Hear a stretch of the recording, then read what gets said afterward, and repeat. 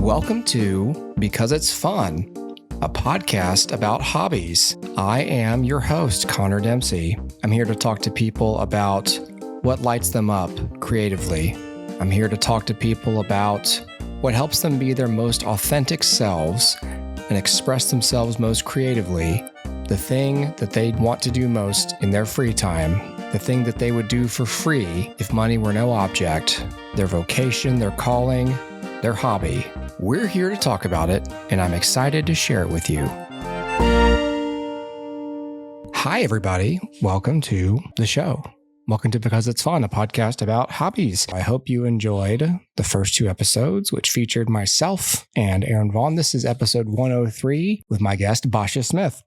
Basia is going to talk to us about drawing. Basia and I have known each other for 10 years on an actual personal capacity when we both worked for the same local news station in South Alabama. We reference being a newscast director in here. If you want to see what that looks like, there's actually a video on this YouTube channel. It's my resume reel of directing. If you are confused about what it is, there is a video of it on this channel. As I say in the episode, it is one of the most fun jobs that there is, and I still miss it. So unfortunately, that career, that way of doing that job is going the way of automation. Yay. Anyways, okay. Enjoy this episode with Basia. We're going to talk about drawing. We're going to talk about neurodivergence and how it seems to be playing a role in all of these hobbies to some degree, how creativity is like food for creative people, and the concept of audience capture when you get into social media marketing or social media presence of your art form, and how it's not a good thing to have audience capture if you've never heard of that. So please enjoy Basia Smith. Basia, welcome. Thank you. All right. So what was the hobby of choice that you decided to bring to me today? Drawing, just sketching, pen on paper, pencil on paper, whatever I can find. I'm not really good with Sharpie on paper. So. Do people make art with Sharpies? I'm a fidgeter, so if I can't find a pen or paper, sometimes I'll find a Sharpie. Have you made anything you're proud of with Sharpie? No, not yet. Maybe ask me again in a year. I wonder though, I wonder if we just invented something, because in theory you could manipulate it enough or mix in half dry ones to make some kind of charcoal looking thing. Yeah. Oh, snap. I have a bunch of dry Sharpies, which I don't throw away, which I should, but now maybe I shouldn't. No, so, I think you should try to make something with some actual cool shading, because now I feel like we've stumbled on something brilliant. You're welcome, listeners. I was going to say, how do you explain it to people? But that's fairly straightforward, drawing and sketching. So instead, I'll ask, when did you first get into it as something intentional, as an actual hobby? I'm going through a divorce, and July 2024, around that same time, my creative job went through automation. And so it's kind of I needed a creative outlet. And I literally was at work and just staring in the void. And I just texted my brother, hey, give me a Marvel character to sketch. And he said Mystique. That's it. He didn't say oh, do you draw or anything? He just went Mystique. And there's an artist I like called Dan Hip. He's got I don't know if you look him up. He's got really inspired by shapes. It kind of, if you look at his art, it kind of looks hey, I could do that. And so I kind of started drawing. Yeah, I started drawing. I'm looking at it now. It reminds me of the Teen Titans art. Not super complex lines or details, but just really broad, imaginative, and curved. It looks like shapes. His Deadpool looks downright non-threatening. Yes, everything's adorable. Yeah. And if you look at the Mystique one, where she's she's got turning into Cable. And if you look at closely, like her wrist, it has a little cutesy Wolverine keychain on it. Yeah, I'm looking at one where she's turning into, it's like she's turning into Cable and Spider-Man. Yeah. That's it. Yeah. Okay, yeah. So Mystique was your prompt, and you went that style with it? Yeah, and then I decided to just draw. I would ask my brother to give me a character, and then I would, when he wouldn't answer, I just ask my parents who just know like Spider-Man, Wolverine. Like, Yeah. I've heard of those too. Yeah. And then I would draw my own version of it. I drew like, I would say as sexy as can be, I guess, of what was his name? Oh man, the green guy from X-Men with the red cap. Why do I not remember his name? The red cap. He's just not a pretty guy. He's not a pretty guy. He was in the first season of X-Men, the animated series. Oh God. Okay. I'm so old now. I know what you're talking about, but I can't pull his name out. Man. But then I have him like turning into like a voluptuous like Mystique. So it looks weird. It's very weird. It's twisted. Then I have, and I drew one that was like Omega Red ice skating because I just assumed his arms would be like elegant, like some ice skating. Did you keep any of these? Do you have them like hanging up somewhere? Yeah, I definitely have them digitally. Like I've taken pictures of them. Yeah. And because I would show them to the only people I cared about was my family. Yeah. I think at one time I posted on Reddit and they're like, this is weird. Like, and they're not. This is, like, okay, this is weird even for us here at Reddit. Reddit. Yeah, I have a few of those. I really like dark fantasy, looking at dark fantasy. Yeah. I think might have the Midnight Suns collection, I guess, of artwork. It's like a tarot cards of X-Men. That kind of inspired me to do dark fantasy, but then I went on another realm of doing even weirder stuff of just non-X-Men or non-Marvel characters. Just subject matter. Yeah, more strange, broad subject matter, like branches coming out of people's necks and then yeah, and stuff like that. Okay. And dark, I guess it's really dark stuff, which I normally was like, oh, well, this is what weirdos do, but it was kind of actually like soothing mentally to do that. Yeah. I generally ask people like, what keeps you coming back? And like, what does it do for you? And it just, do you get in like a flow state when you do it? Or is it just nice to think of something and then put it on paper? Yeah, I get an idea of something in my head, and I'm OCD. And so if I were an actual artist, I'd probably be overanalyzing it before I even draw a line. And this way I just do it. And because of dark fantasy, I can kind of not draw a perfect circle and attribute that to something weird. Or before I started drawing, I would go through a lot of fidget toys. Like I went fidget spinners, fidget blocks, like squishy things. Yeah. And I literally couldn't find anything. I think I got close with the squishy squares, but then those collected so much dirt. I was like, I don't want to like use them again. But honestly, if I have like a pencil, which is actually hard to find, because not many people have pencils. I buy a pencil, then I lose it. But if I grab like a writing utensil, I can just keep drawing and not really think about anything else. And I'm not like, it's very calming, like physically, and then mentally once I start creating something. I can relate to that for sure. It's almost like it kind of narrows your focus a bit. And so you're not ruminating on other things. You're just purely focusing on what's in front of you. Mm-hmm. Yeah. I'm guessing you don't get that feeling anywhere else from anything like through your job or any other endeavors. It's from this solely. Yeah. Because I'm a newscast director, and before I would do 3 years ago, I was doing like manual directing, and I guess newscasting is like it's kind of has like a creativeness to it, like a musical flow to it. And then once I took on a job where it was writing code or like getting info from a drop down menu, Yeah. it wasn't satisfying, and I didn't realize that I kind of needed something not as an extra cherry on top, but like an actual like food. Like I needed it like for like my food. Yeah. So to speak. Yeah, I know what you mean. Some jobs it's like you get stuck in it and there's like a nugget of something creative in it. And then like once that gets taken away, it's like, yeah, you're right. It's like having a meal taken away from you like that. I needed that though.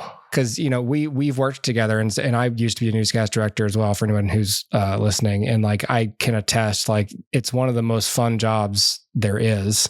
If it continues going the way it's going industry wide, where more and more of it is replaced with an automated sequence of things, then that bit of creativity that existed in an otherwise pretty structured format of a news block, you're right. It's just like writing code. You may as well be working for a software company, you know? Yeah, which is not my thing. That's what my dad did. So, but like, and so then of course naturally it's like, yeah, you got to find it somewhere else, and you know, so when you're not working, it becomes that thing. So how do you make time for it to draw? I mean, is it fairly easy for you to just do it whenever, or do you like have like structured, blocked off time where that's what you're doing? I actually, on my days off, I go to a cafe. It's like a cafe/bar. Yeah. And I just draw. I just draw there. And sometimes I'll write little 150 word stories that go with it. People know me there as a person who draws. So that's kind of fun. That's kind of fun because I don't know. It's just, this is a fairly new thing for me. And to like have a reputation, people not know my name, but they're like, oh, that's the one who draws. Yeah. So people come up to me and they look. I usually like have a problem with like strangers coming so close to me, but I don't feel that uncomfortable when they're just looking at what I'm like creating. What do you think that is? Just because it isn't you that they're there for? Like, is it that? Is there like some sort of implied distance between the work and you? Yeah, I do. And also I like to learn. And so if I get like a kid comes up to me, which sometimes, God forbid, but he comes up to me and sees like, I really like this. And I'm like, okay. And I'm like interested, like, why do they like this? And then, or adult will come up to me and be like, that looks like, that's a really good such and such, even though it wasn't what I was going for. But now I can think of other ways to incorporate that. I do meet like other artists too, who, and we talk a lot. We don't really, I feel like we don't even look at each other. It's like faces, but we're really polite and we're looking at each other's artwork. And I get like other tips, other ideas. It's kind of like a nice little collective. Yeah. So you actually have like community with this too. It's not always a solo endeavor. You get the benefit of feedback and peer recognition from it. Yeah. Actually, the other day I met a guy who he was drawing Black inspired biblical drawings. Oh, cool. And one day I said, I was like, hey, how'd you get this texture on this paper? Like, where did you buy this paper with the texture? He's like, actually, I couldn't find it. And it turns out it was on the street and someone ran over it. And he was like, so I kept it. I was like, it was perfectly like had like a texture all over it, not just like one spot. I was like, oh, that's amazing. For me, I don't know. I don't know if I would touch it again. Anything that's on the ground. Yes. But that's interesting. I never thought about that though. Like messing with the paper, even at home with something clean, you could take like a stack of them and just get like a meat tenderizer or something, just kind of lean on it and see if you could like stamp it into ridges a little bit. I don't know. It sounds like a lot of work. Maybe not. Maybe it's not worth the effort. I definitely like, I think it's called, I don't know how to pronounce this. Is it stippling? Is it stippling? Yeah. I don't know. It's basically like we make little dots, and that's like super, super therapeutic. And And sometimes I'm making like sounds, or if I'm like in a quiet area, I hear and people are like, "What's going on here?" But like, it's very comforting. The sound's comforting, and hopefully it looks good. I always found stippling tedious, but I never thought about the sound itself being kind of like rhythmic and like white noise. It's almost like rain, like the same thing that like rainfall can do for you. I think I'd fall asleep on my art if I stippled. Rain puts me to sleep. Have you gotten to the point where there's a frustrating part of it, or like have you hit a wall with it? For me, with writing, like sometimes like I'm trying to build something, and so like sometimes it's exhausting to put the time in because you don't feel like it all the time. But with other forms of art, like I got an answer one time that's just like, no, if I don't feel like doing it, I just don't do it. It's not a big deal. And I was like, oh, wow, that sounds amazing. I can't do that. But I always have ideas in my head for stories and drawing. I guess I can get a little frustrated with myself saying that I'm just drawing and then drawing something else, and maybe I should like teach myself how to do something specific. But I kind of like the idea of like going on like Instagram, and there's a video for everything. And just like looking up videos constantly, while instead of taking the time to like scroll on Facebook about like any type of thing, I can do that specifically for like learning how to draw. But on the other hand, I get a lot of advice, and earlier last year I was laid off for like 5 months. And that was the realm of everyone giving me advice about everything. Yes. And so I stopped drawing because I'm like, oh, drawing is just an extra thing. We do that once we've done like the grown-up stuff. Yes. I was like, I'm going to treat this like 8 hours a day, looking for work 5 days a week. Let me do that. And not knowing that it was going to take me 5 months. And then my therapist said, on average, it takes people 9 months to find a job. I was like, yeah, okay. But if I work, my hardest, I will get this fat. Yeah, I'm a hard worker. I will find a job. 9 months? Is that true? Yeah, I looked it up afterward. I saw a lot of sources that said that. Oh my average, God. Which means it takes more some than people. 9 months. Oh my God. Losing your job's hard enough, and it's like you're going to spend the next 9 months on average anxiously looking for another job and worrying about money. I would draw like a motherfucker during that. That would be the only way I could regulate. Yeah, like after a month, I started like not giving a crap. And drawing. People like to give me advice about business after 4 seconds of thinking about it. And when you like have a $0 income, you're like, oh, let me try something, or like, let's try something. I wanted to do some D&D drawings. I never played, but that was like around my realm of artistry. So I went and asked people at a game store in Orlando, and I showed people my portfolio. Guy looked at my portfolio and then like kind of ignored it and asked for Dragon Ball Z drawing, which I've never seen that show. Oh, love Dragon Ball Z so much. It was like a super ultra something Goku. Goku. That was it. So the funny thing about the art style too of Dragon Ball Z is that's the direct opposite of what you were talking about with the Marvel characters. There's hardly any ellipses. Everything is a pointy spear in that show. Like everything has a jagged edge.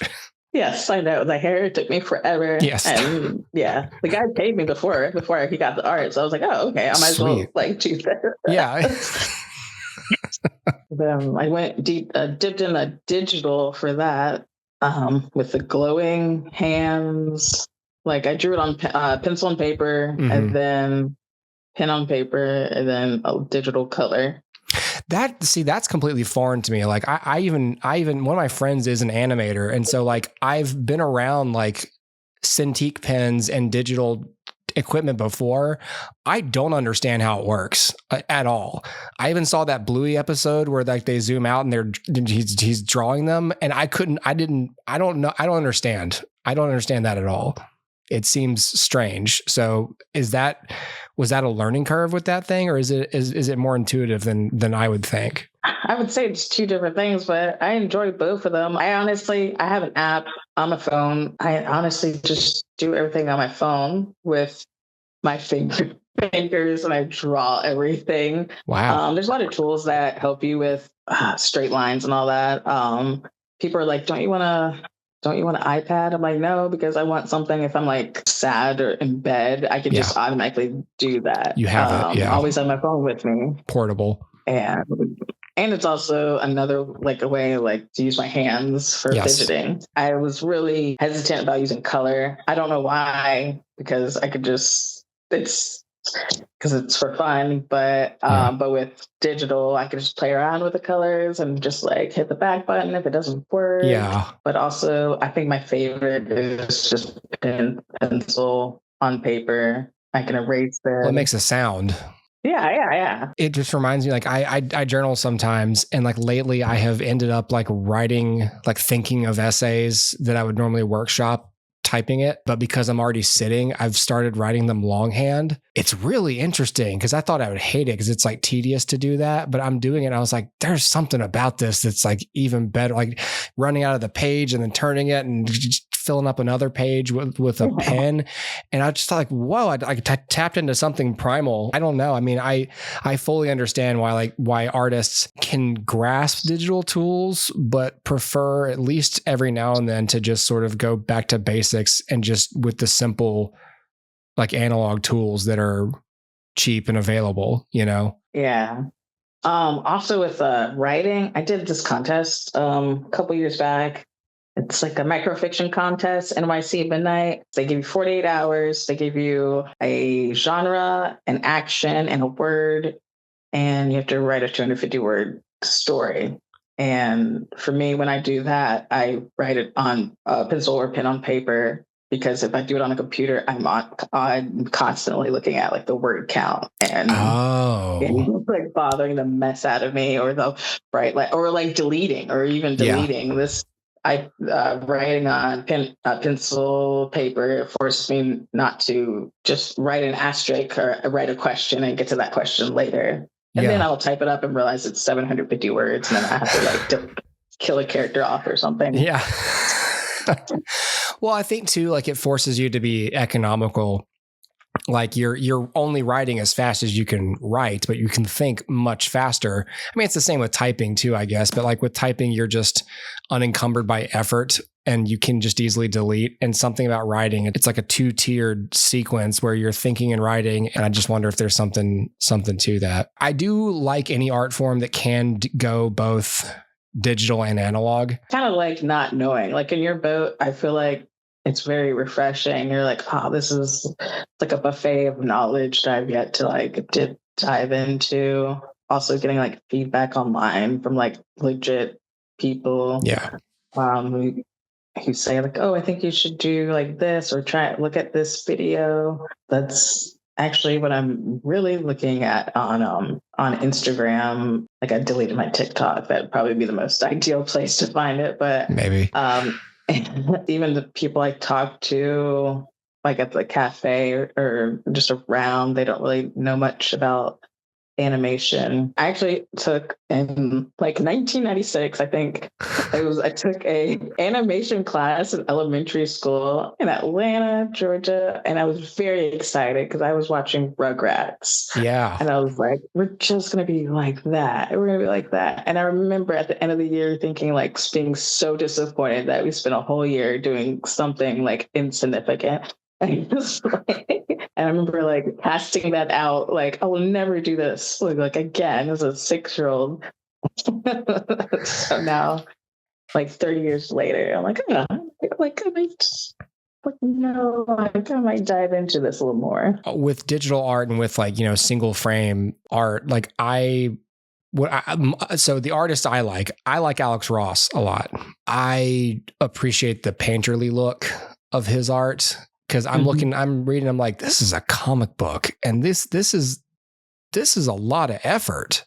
It's like this looks way better than any of these have the right to look. You know what I mean?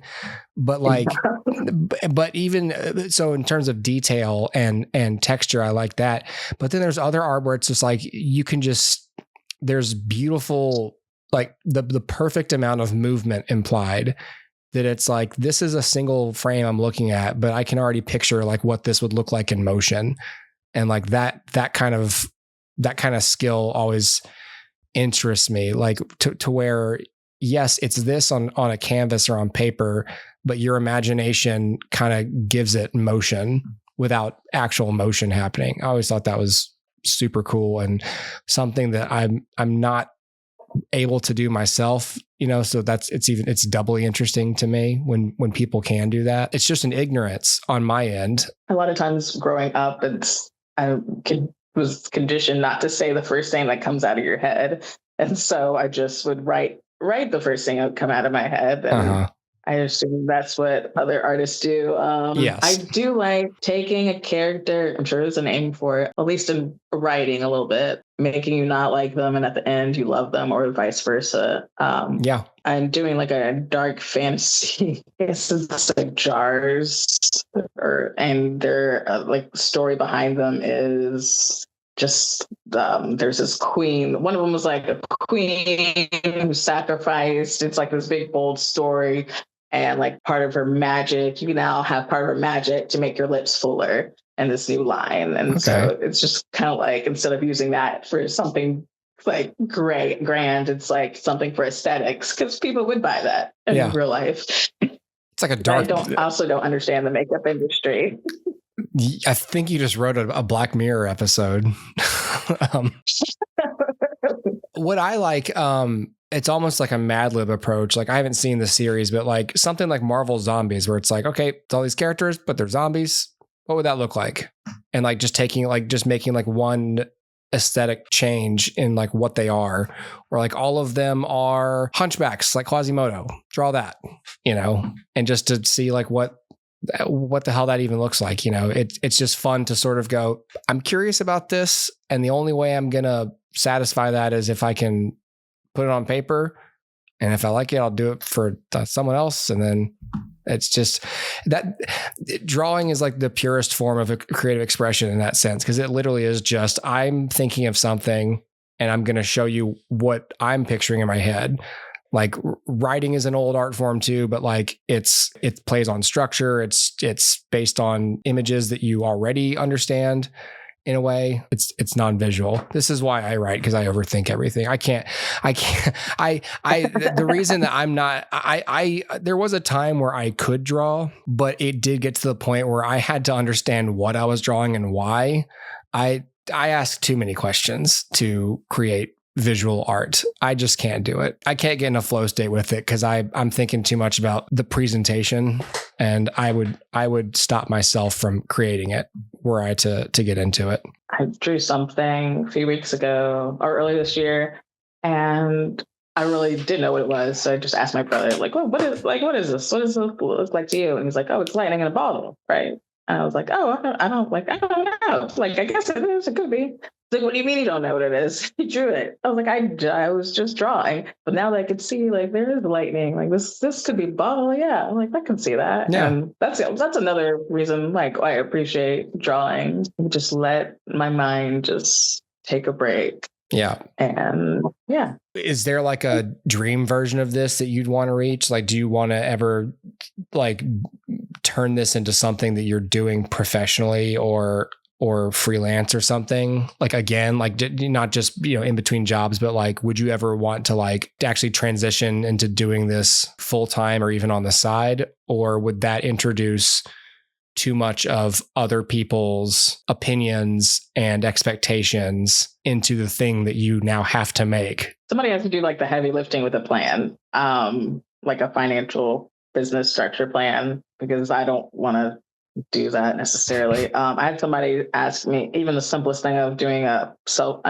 portrait of them. And I'm like, that's not what I do. Mm-hmm. Like, that's not at all what I do. And you're going to be very disappointed, or you're going to get my interpretation. You're not going to be happy. Yeah. You draw a tree growing out of their neck. Like a thing about drawing for fun is that I dip into other styles. And one day I went to the cafe and there's like a list of their teas that they had, and they had cute names like Smoke S'mores, Velvet London. And I just decided to draw like 9 different Hawaii style characters of them. Mm-hmm. And one of the managers saw it and said, "Hey, that'd be really cool. Like if you could do like some Valentine's Day is coming up. You can put that on some Valentine's Day cards and like sell them, like go sell it, like go sell a whole bunch." So I was like, I already have a business that will let me. Yeah. So I did it. And I remember telling my dad, I'm like, well, if it doesn't work, then I have just a bunch of Valentine's Day cards that I can just give out to people. Yeah. And they ended up selling. I guess naturally somebody would think, oh, that's like I made a profit from it. So yeah. Naturally somebody would be like, oh, what's the next thing? March is like Mardi Gras or St. Patrick's Day. But I'm just going to wait until there's probably another opportunity that somebody else brings up, honestly, because I'm just going to keep doing what I'm doing. So you would do it for money, but on essentially a contract, like a freelance basis, like someone basically commissions you to do something or says, if you make these things, we could probably sell them. And you would do that. Yeah. But no like regular recurring deadline of a certain amount of deliverables for, a client, because especially with art, clients have a lot of opinions and they aren't usually good ones because they're not creative. That's why they are paying you to make something for them. And they often forget why they're paying someone to make something in the first place. And a lot of people I talk to who do something creative or artistic for a living, that's like the number one pain point is most of the time you're just making other people's art and ignoring your own instincts because that's your job. And then you have to run to either doing that same job freelance on your own terms, or you are doing just a completely separate creative venture as a hobby because that's how you can live with yourself. I would like to be paid to write, but I also feel like it would suck for that to be my main job because then the pressure to produce becomes greater than the will to create. But there's that other tug of it where for some people, like being paid to do that art is its own form of validation. Like not only do you do it and you enjoy it and it's therapeutic, but like other people want it and attach a dollar amount to it. And there's something exciting about that. But if you take it all the way into like business land, you crest over the bell curve and it can suck. Yeah. When I had a TikTok, I only told people, hey, if you like this, follow me. Not just don't follow me because like you're like my cousin or something. Yeah. I really just want to like entertain people who were into that. And yeah, I feel like my artwork, I don't want to like be down on myself, but it's not like I don't think it's original. I think other people would be. I could find an audience. Now, if the audience like finds me somehow, or like one piece of art that like went viral or something, maybe I'll put that on like a T-shirt on Redbubble. But I'm not gonna be like, oh, this is so great, let me continue doing it. But that's the whole point because I don't want to morph my style into something I don't care about, and I'm drawing stuff. Right. I'm drawing, like portraits, like for people or something. I think that's the craziest thing about it too, is like, I think people don't realize like when they do start something on the side like this, there's only so much time they can devote to it, even if they really love it. And everyone starts off doing it for free, just for themselves. To go from doing it like an hour every day to then the thought of doing it like 60 or 80 hours a week as a job, like that's a big scale up. And it's like, you have to really ask yourself, like, do you like doing it this much? Like picture this, but times 8. Do you like this 8 times much? Because you may find that you don't. And part of what's good about it is that the time you're spending on it is brief and 100% by choice and 100% on your terms. I could do it for 60 hours, but I couldn't do it for 60 hours while somebody's like breathing down my neck telling me Right. like I want Exactly. this to be, yeah. Like ideally I would like be on an island drinking tea and drawing, but yeah. I crave the life where I've already busted my ass doing this and making a living, and now I'm on the back end where I've cut back and I'm doing it like a little less. I've got kids. Like I can't take those kinds of risks. And so I envy people who can, because it feels like that's what it takes sometimes to break through. You know, the less risk you can take, the less likely it is you can kind of sort of get visible like that in any art. And what I saw a lot in TikTok is they like a character, like one character repeating same thing. And I don't, I get distracted really easily. So I can't do a character. Like it's not calming to my brain to do the same character over and over again. Plus, if I've done where I've tried to draw the same person for like a 4-panel comic, and it looks like 4 different women. So I don't care enough about the audience right now. Good. If you happen to like walk past me and like my stuff, good for you. Congratulations. No, that's healthy. Yeah, you should keep that as long as you can, though, because like that's how you can do stuff. Like the minute you start thinking about what they want, I learned that there's a term for that. Like YouTube creators talk about, like podcasters and YouTube creators, they call it audience capture. And basically like it means your audience comes to you because of something, and you feel the pressure to keep doing that specific thing to maintain your audience. And all of a sudden you've put guardrails on yourself to maintain a following and to maintain relevance. And paradoxically, people stop following you because your shit gets all stale. And then you're like, I just wanted you to like me. And it doesn't work anyway. I think one day I tried to like record myself drawing, and I'm like, I'm going to go over everything as I'm drawing, answer questions. Then I realized I just don't like to talk to people. And so I wrote a caption, I'm just not going to talk. I'm just going to draw quietly. Surely there's somebody who's tired of the loudness of like somebody who's trying to hit like an algorithm and like getting like but first 2 seconds, attention grabber. And like maybe there's somebody who just wants like quiet, like classical music while like they see somebody drawing. Like it's like a study group office hours. Some people do those over Zoom, where they'll just be like, can we all just get on a Zoom meeting and just work? I'm enjoying that same like wave of like anti-influencers that are hitting social media, because I think that catches to an extent. I think that people appreciate when they come across something that isn't optimized for engagement, and they just go, oh, thank God. Like there's something on the internet that reminds me of like how things off the internet are. You're just here to give me something. I like that. And it makes me feel better about like not charging people for like my essays, because it's like, I just want people to read it. And if you like it, that makes me happy. I don't know. Like the things I like are really specific. Yeah. And so I'm sure somebody's thinking the same thing. Like, what? Like, like they're following me? Like, why? Like, yeah.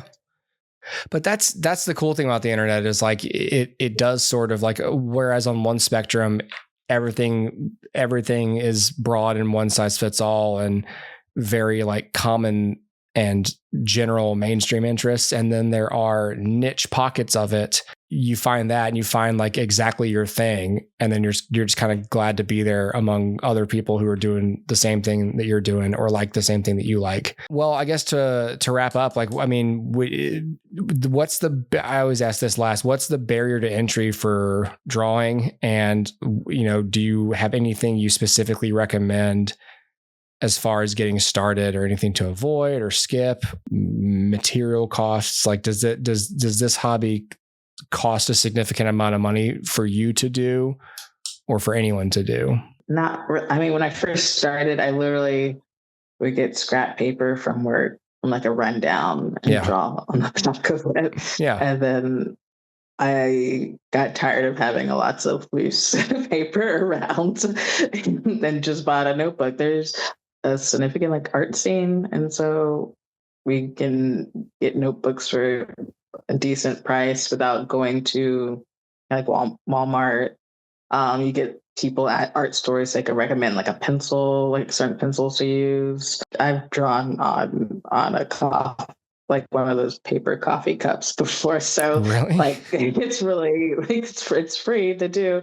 I wouldn't go all out. Yeah. Don't feel like you need to go all out. There's like the satisfaction of when you're starting a new hobby to like go online, find the top 10 things and like get the gear.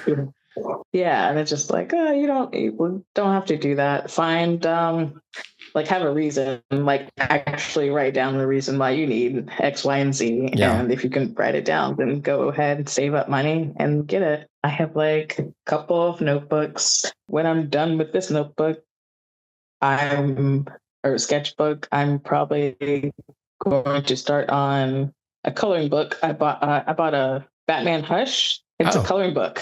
It's just like, yeah, I got it from Ollie's. Yeah, so I'm probably just gonna color that with my color pencils. But also have like watercolor pencils. That's awesome. But I've had those for years. I probably won't buy another pack of color pencils until every single one of my color pencils is like gone. Yeah. Yeah. That's awesome. I have Hush on my bookshelf over there. Like it, I love Hush. So it's the full graphic novel ready to color. Yeah. Oh, that's awesome. $2.